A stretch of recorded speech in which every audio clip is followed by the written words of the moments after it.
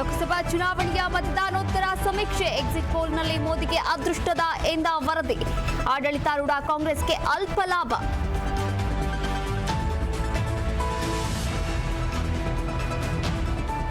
Exit ಪೋಲ್ನಲ್ಲಿ ಬಿಜೆಪಿಗೆ ಮುನ್ನಡೆ. ಬಹುತೇಕ ಎಕ್ಸಿಟ್ ಪೋಲ್ ಎನ್ಡಿಎ ಪರವಾಗಿದೆ. ಹುಬ್ಬಳ್ಳಿಯಲ್ಲೇ ಜಗದೀಶ್ ಶೆಟ್ಟರ್ ಹೇಳಿಕೆ.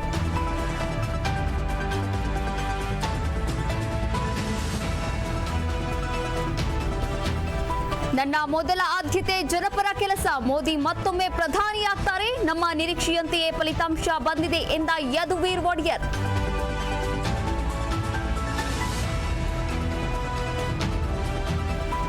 ಪ್ರಜ್ವಲ್ ರೇವಣ್ಣ ಬಂಧನ. ಎಸ್ಐಟಿ ತನಿಖೆ ಚುರುಕು. ಎಸ್ಪಿ ಸುಮನ್ ಪನ್ನೇಕರ್ ನೇತೃತ್ವ ಪ್ರಶ್ನೆಗಳ ಸುರಿಮಳೆ. ಪ್ರಜ್ವಲ್ ಕೇಸ್ ತನಿಖೆ ಪೂರ್ತಿ ನಾರಿಯರ ಹೆಗಲಿಗೆ.